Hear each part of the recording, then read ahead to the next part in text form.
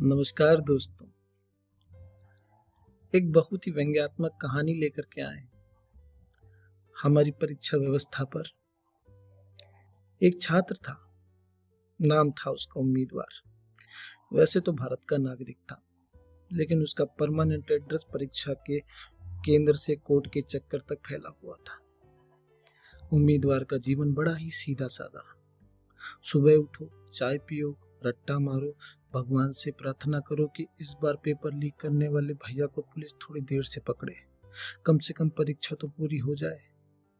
हमारे देश में एक बड़ा ही पावन और चमत्कारिक बोर्ड है जिसे लोग प्यार से महापरीक्षा लीक मंडल कहते हैं।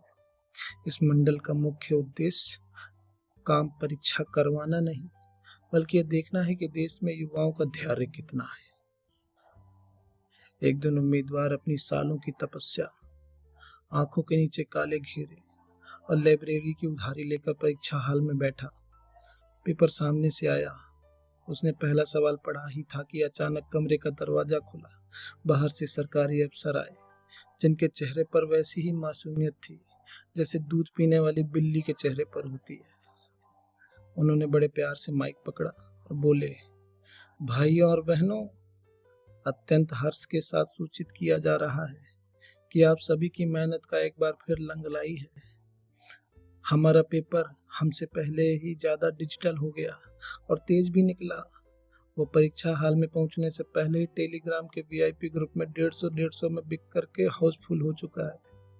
इसलिए शुचिता और पवित्रता को ध्यान में रखते हुए हम इस परीक्षा को वहीं भेज रहे हैं जहां आपका भविष्य और सपने जाते हैं, यानी कि कूड़ेदान में।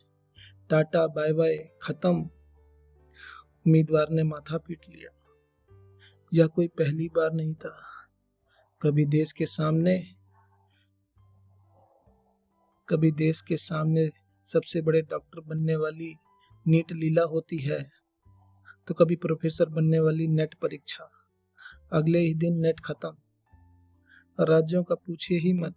वहां पुलिस की भर्ती का पेपर इतनी तेजी से वायरल होता है जितनी तेजी से पुलिस चोर को भी नहीं पकड़ पाती।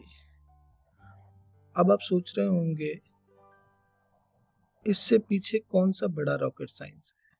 दरअसल यह बहुत ही सुव्यवस्थित बिजनेस मॉडल है।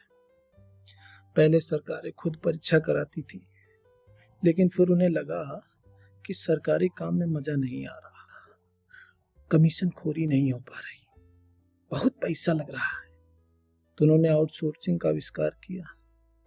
परीक्षा कराने का ठेका किसी ऐसी प्राइवेट कंपनी को दे दिया जो शायद खुद कल तक समोसे तलने का ठेका ले रही थी। अब इन कंपनियों के कंप्यूटर की सुरक्षा उतनी ही मजबूत है कि 5 साल का बच्चा भी पासवर्ड गेस कर लेता है कि पासवर्ड है।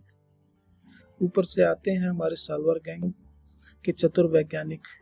ये प्रतिभावान लोग हैं जो ब्लूटूथ को कान में इतने अंदर तक फिट कर लेते हैं कि बाद में निकलवाने के लिए ईएनटी सर्जन चाहिए होता है। इनका बस चले तो ये इसरो के रॉकेट में भी नकल की पर्ची छुपाते हैं। और जब यह सब हो जाता है तो एंट्री होती है सिस्टम के रक्षकों की। वो टीवी पर आते हैं और गंभीर चेहरा बनाते हुए और एक ऐसा डायलॉग बोलते हैं जो ऑस्कर डिजर्व करता है, दोषियों को बख्शा नहीं जाएगा, हम एक बड़ा कड़ा कानून लेकर के आएंगे। वाह, क्या बात है। कानून ऐसा कड़ा होता है कि पेपर लीक करने वाला माफिया जेल के अंदर से भी वाईफाई चला करके अगला पेपर लीक करा देता है। छात्र प्रोटेस्ट करते हैं, लाठियां खाते हैं और अंत में उन्हें सांत्वना पुरस्कार के रूप में मिलता है एक और नई तारीख पे तारीख। तो भाइयों और बहनों, इस अद्भुत कहानी का समाधान क्या है? समाधान बड़ा ही क्रांतिकारी है। जब हम सब कुछ डिजिटल कर रहे हैं तो क्यों ना पेपर लीक को ही लीगल कर दिया जाए। सरकार को चाहिए कि परीक्षा से एक दिन पहले खुद ही अपनी ऑफिशियल वेबसाइट पर सेल लगा दें।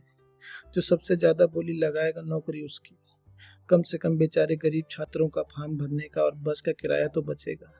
कुछ तो बेचारे होटल भी कर लेते हैं। या फिर अगर सच में सिस्टम को ठीक करना है तो एक छोटा सा काम करना होगा।